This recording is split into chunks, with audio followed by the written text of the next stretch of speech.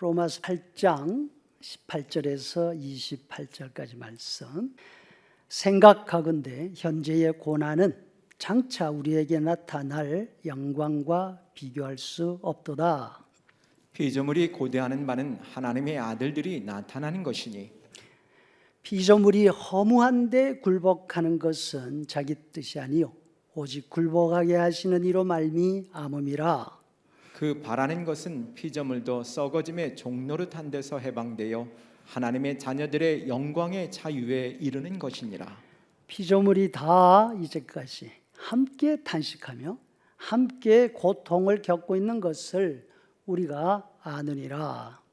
그뿐 아니라 또한 우리 곧 성령의 처음 익은 열매를 받은 우리까지도 속으로 탄식하여 양자될 것 곧 우리 몸의 속량을 기다리느니라.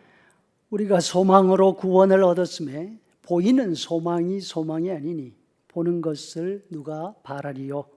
만일 우리가 보지 못하는 것을 바라면 참음으로 기다릴지니라. 이와 같이 성령도 우리의 연약함을 도우시나니 우리는 마땅히 기도할 바를 알지 못하나 오직 성령이 말할 수 없는 탄식으로 우리를 위하여 친히 간구하시느니라. 마음을 살피시는 이가 성령의 생각을 아시나니 이는 성령이 하나님의 뜻대로 성도를 위하여 간구하심이니라. 우리가 알거니와 하나님을 사랑하는 자 곧 그의 뜻대로 부르심을 입은 자들에게는 모든 것이 합력하여 선을 이루느니라. 아멘. 우리는 전도하면서 이렇게 말합니다. 예수 믿고 복 받으세요. 교회 다니는 사람에게 왜 예수님을 믿느냐 물으면 나 고생하려고 예수 믿습니다. 이렇게 말할 사람이 있을까요? 다 복 받으려고. 지금 삶이 너무나 힘이 들어서 하나님의 도움으로 좀 편하게 살고 싶어서 그래서 믿는다 하겠죠. 반면 바울 사도는 자신이 바울 사도만큼 예수 잘 믿는 사람 우리 가운데 없잖아요. 바울 사도는 자신의 신앙생활에 대한 느낌을 이렇게 표현하고 있습니다. 로마서 8장 36절 세 번역으로 읽으면 우리는 종일 주님을 위하여 죽임을 당합니다. 우리는 도살당할 양과 같이 여김을 받아왔습니다. 고린도후서 4장 9절 하반절 세 번역으로 읽으면 우리는 언제나 예수의 죽임 당하심을 우리 몸에 짊어지고 다닙니다. 예수님도 직접 말씀하셨습니다. 또 자기 십자가를 지고 나를 따르지 않는 자 내게 합당하지 않다. 그렇게 살지 않는 사람은 예수 믿는 사람 아니다 하시는 거죠. 예수님 뒤를 따라 믿음 생활하는 것이 비단 꽃길 아니다. 다시 말해서 믿음으로 사는 것은 예수님처럼 십자가 지고 가는 길이다. 이 말을 들으면 예수님을 믿지 않으면 죽은 다음 천국 들어가지 못한다 하니까 예수님을 믿긴 믿어야 되겠는데 아무리 생각해도 나는 너무 일찍 믿었어. 십자가 지는 만큼 어려운 고생길이라면 가능한 한 뒤로 미룰 수 있으면 좋을 텐데 만약에 언제 죽을지 안다면 내 마음대로 편안하게 욕하고 싶을 때 시큰하다가 그렇죠? 죽기 5분 전에 회개하고 천국 가면 될 텐데 여러분 예수님 너무 일찍 믿어서 억울한 생각이 드십니까? 바울 사도께서 예수님 믿어 겪는 어려움에 대해서 이렇게 말씀하십니다. 8장 17절 자녀이면 또한 상속자 곧 하나님의 상속자요 그리스도와 함께한 상속자니 우리가 그와 함께 영광을 받기 위하여 고난도 함께 받아야 할 것이니라. 고난 이야기하니까 아멘이 전혀 나오지 않는 거 알아요. 그리스도와 함께 영광을 받으려면 고난도 함께 받아야 한다. 영어 속담에도 보니까 no cross, no 그 다음에 뭐예요? crown. 고난 없으면 영광도 없다. 또 no pain, no 그 다음에 뭐가 좋으죠? gain. 땀 흘리지 않으면 입에 들어갈 게 없어요. 바울 사도는 오늘 읽은 말씀을 통해서 우리가 너무 일찍 예수 믿었어. 신앙생활이 너무 힘들어. 이런 생각이 든다 하더라도 너무 억울해하지 말라고. 그 이유를 3가지 말씀하고 있으십니다. 이 3가지 이유가 예수님 믿느라고 애쓰고 수고하는 여러분들에게 큰 힘과 용기가 되기를 간절히 바랍니다. 첫째, 이 땅에 사는 동안 겪는 고난 힘들죠. 그러나 그 고난은 미래의 영광에 비교가 되지 않기 때문입니다. 이 말의 표현 뒤에는 뭐가 있는가 하면 저울이 있어요. 저울. 요즘은 대부분의 저울이 다 어떻게 되어 있습니까? 디지털이에요. 저울에 딱 올라갔으면 액정 화면에 금세 숫자가 쫙 나오잖아요. 몇 그램, 몇 킬로그램, 바꾸면 몇 온스, 몇 파운드. 근데 옛날 저울들은 이렇지가 않아요. 저울에 팔이 몇 개 있습니까? 2개가 있어요. 이쪽에는 무게를 제일 물건을 올려놓습니다. 저쪽에는 저울추를 올려놓습니다. 물건과 저울추를 양쪽에 매달고 균형을 맞추면 그 추 무게를 보고 물건의 무게를 확인하는 거죠. 바울 사도가 겪은 어려움은 우리가 겪는 어려움과 비교가 되지 않은 거 우리가 다 알고 있습니다. 사도는 고린도 교회에 편지하면서 자신이 아시아 즉 에베소 지역에서 당한 어려움을 이렇게 말씀하고 있습니다. 형제들아 우리가 아시아에서 당한 환난을 너희가 모르기를 원치 아니하노니 힘에 겹도록 심한 고난을 당하여 살 소망이 끊어지고 우리는 자신이 사형 선고를 받은 줄로 알았다. 아, 이제는 죽는 거구나. 이게 죽는 거구나. 이런 느낌을 받았다는 거죠. 왜냐하면 바울이 도대체 어떤 녀석이야? 당장 잡아서 죽여버려야 돼. 그 녀석을 그냥 두었다가는 우리가 다 죽고 말아. 에베소 온 도시가 들고 일어났습니다. 눈이 시뻘개서 도끼로 가득 차서 바울을 찾아다니고 있어요. 근데 바울이 누군지를 몰라요. 바울을 찾지 못하니까 바울과 함께 다니던 일행 2사람을 붙잡고 그 사람들을 끌고 원형 경기장으로 몰려갑니다. 뭐 하려고?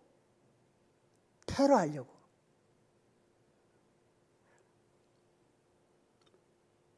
이것은 에베소라는 곳 한 곳에서 일어난 일 이야기하는 것뿐입니다.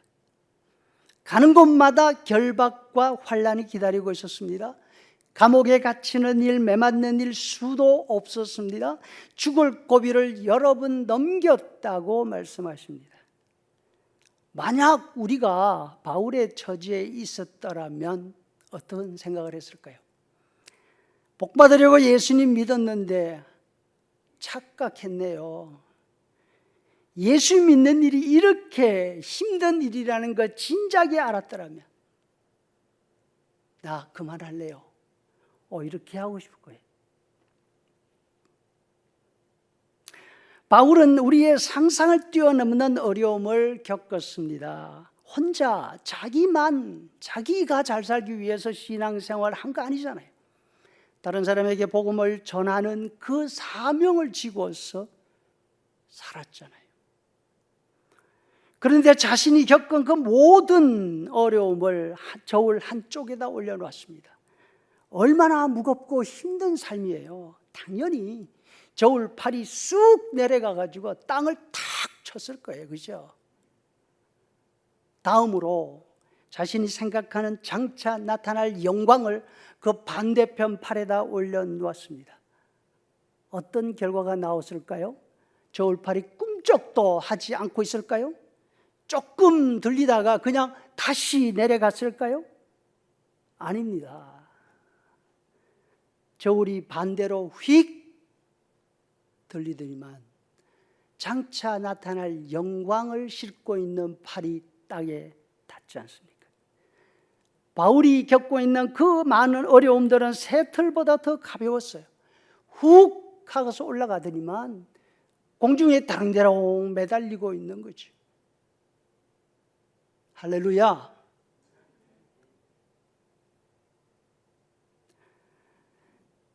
그런데 이거는 정말로 죽을 고난 당할 때 이야기잖아요. 여기에서 하나 더 생각할 것은 바울은 우리와 다른 시대를 사셨어요. 또한 우리는 바울과 다른 시대를 살아가고 있어요. 바울 사도가 감당한 직분도 비교가 되지 않아요. 우리는 이렇게 생각할 수 있습니다. 큰 일 감당하는 사람, 그 일 때문에 명예도 얻고 성취감도 얻을 거 아니야. 그러니까 당연히 어려움 감당해야 되는 거, 거기에 뭐가 이상해? 어느 드라마에 보니까 이런 이야기가 있다 그러더라고요. 왕이 되려는 자, 그 왕관의 무게를 견뎌라, 뭐 이런 거. 혹시 여러분 아세요? 저는 그냥 글로만 읽었어요. 비슷하구나. 바울이니까 이 정도는 감수해야지. 혹시 그런 생각이 들 수 있습니다.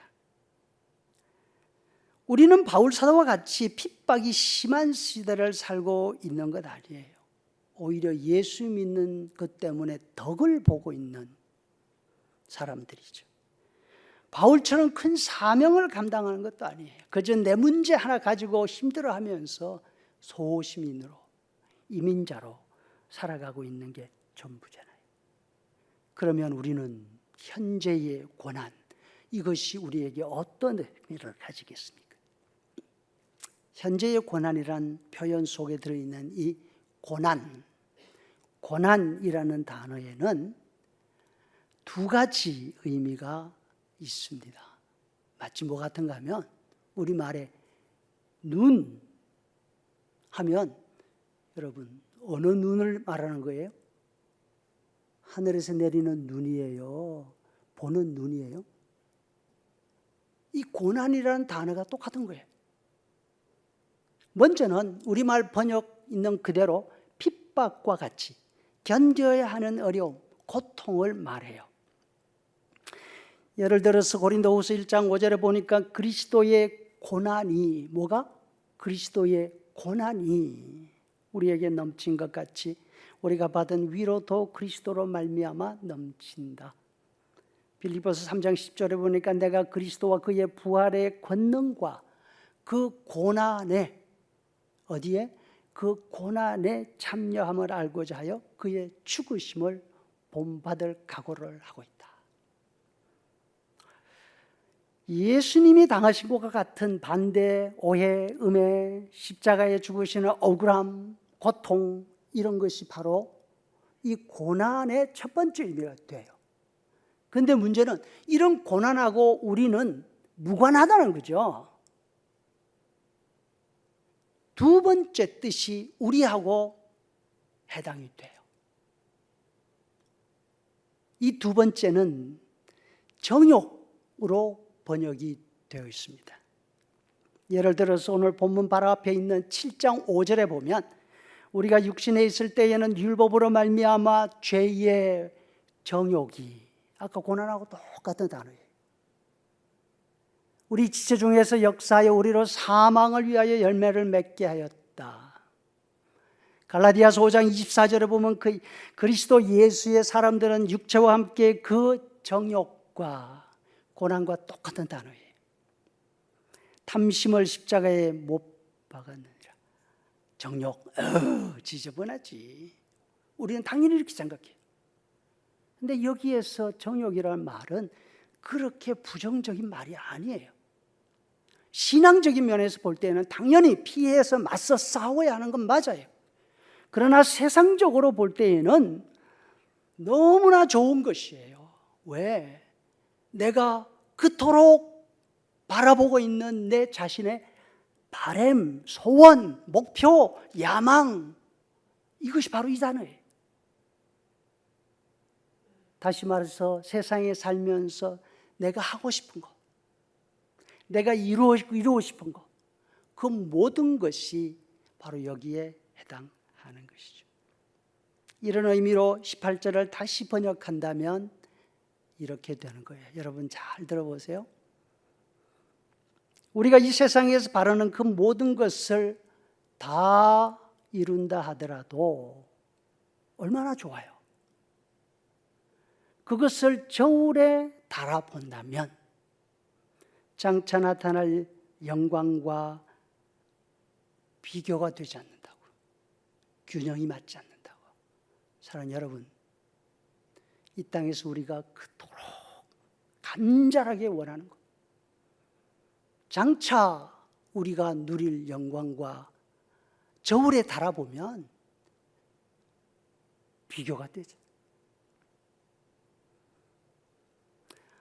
현재의 고난은 바울 사도처럼 믿음 때문에 겪는 고난이든지 내가 내 바라는 대로 이루어서 이 땅에서 누리는 그건 무엇이든지 그거를 포기하려니까 갈등이 일어나고 그것을 포기하려니까 손해가 되는 그런 좋은 것이라 하더라도 장차 나타날 영광과는 뭐가 안 된다고요?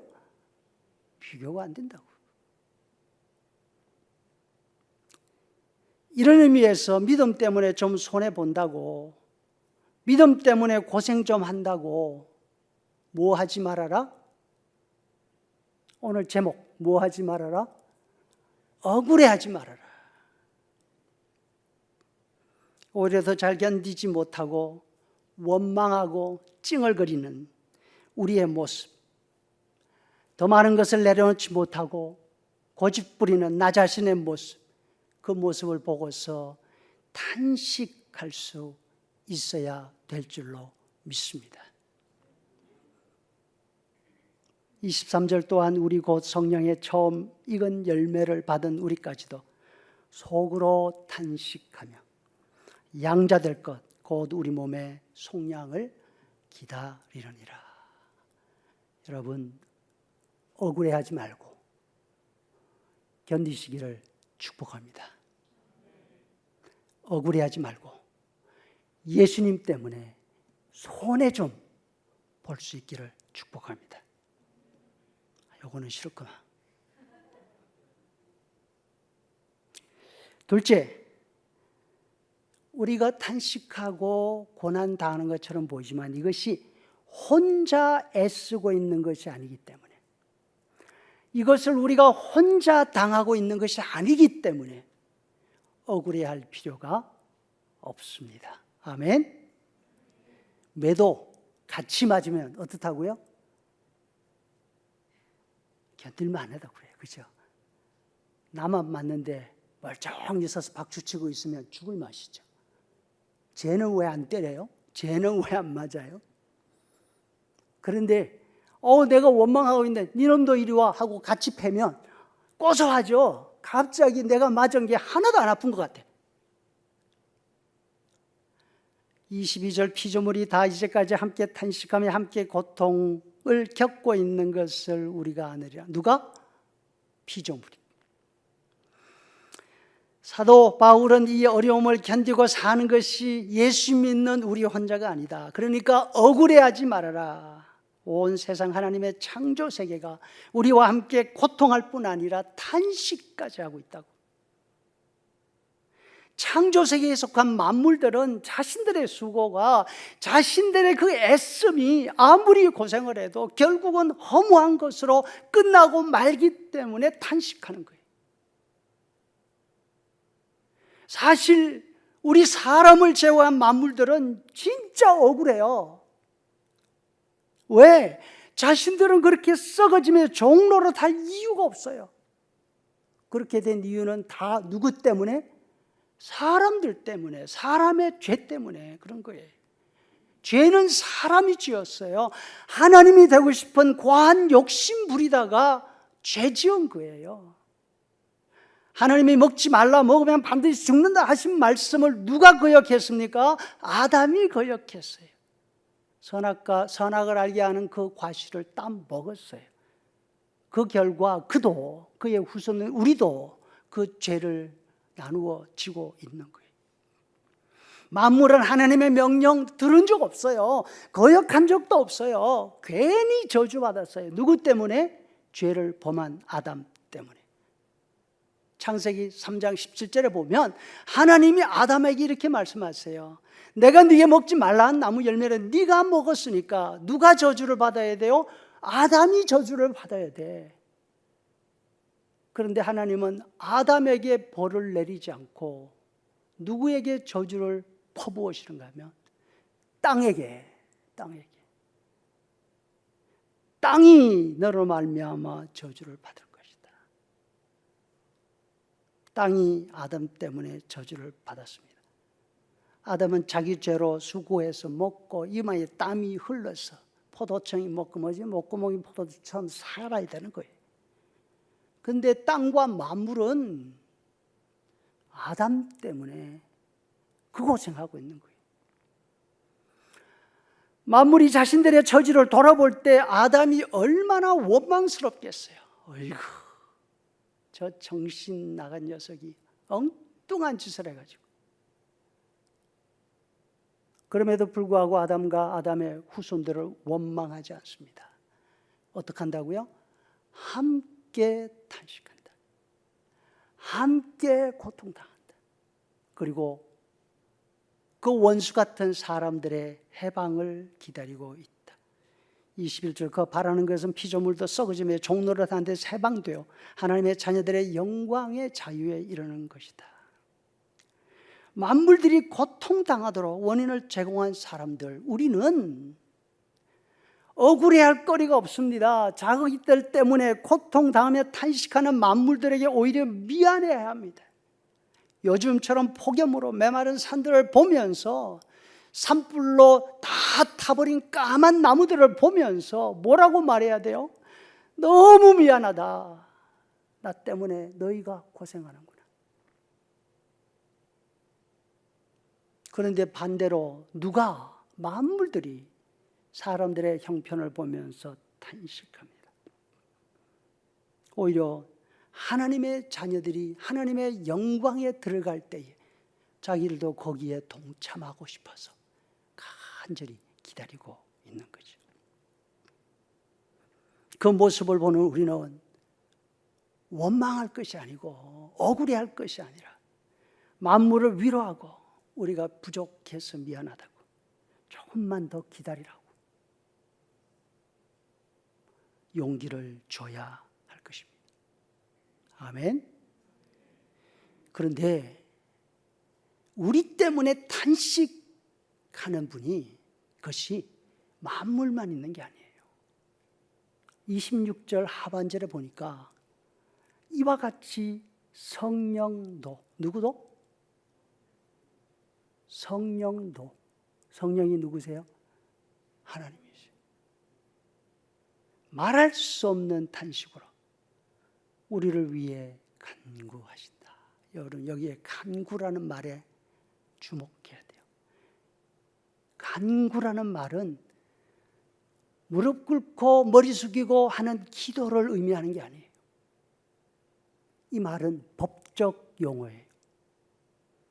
재판정에서 판사한테 하는 말, 이것이 간구예요. 재판정에는 여러분 변호사만 있는 게 아니에요. 누구 있습니까? 검사도 있어요. 이 말은 피고를 변호하는 변호사가 하는 말도 되고 피고의 죄를 고발하는 검사의 말도 돼요. 사도행전 25장 24절에 보면 총독 베스도가 말하되 여러분이요 이 사람은 유대의 모든 무리가 살려두지 못할 사람이라고 하여 내게 청원, 이렇게 번역되어 있는데 이 청원 다른 말로 뭐예요? 고발하였다. 유대인들이 가이사랴에 있는 총독 관저에 찾아와서 바울이라는 사람 죽을 죄를 지은 사람이라고 잡아다가 당장 사형시켜달라고 이렇게 말하는 거예요. 그런데 유대인들만 고발하는 게 아니라 로마서 11장 2절에 보면 엘리야가 이스라엘을 하나님께 고발하여 주여 그들이 주의 사자들을 죽였으며 나만 남았는데 내 목숨도 찾나이다. 누가? 엘리야가 이스라엘 사람들을 지금 하나님 앞에 고발하고 있어요. 선지자들을 다 죽이고 자기마저 찾아서 죽이려고 한다고. 하나님 저들을 그냥 두면 안 돼요. 처벌해 주세요. 엘리야가 나쁜 사람입니까? 그렇지 않아요. 엘리야뿐 아니라 정말로 거룩한 사람이라면 누구라도 하나님의 재판정에서 우리를 가리켜서 말한다면 우리 편에 서 있을 사람 아무도 없어요. 그런데 하나님의 성령은 죄지은 우리를 놓고서 하나님 앞에 어떻게 하고 있습니까? 유대인이나 엘리야처럼 우리 죄를 들추면서 벌 주라고 고발하고 있습니까? 성령은 우리의 모습을 보시며 탄식하시지만 우리를 고발하지 않으세요. 우리를 위해서 뭘 하세요? 변호하세요.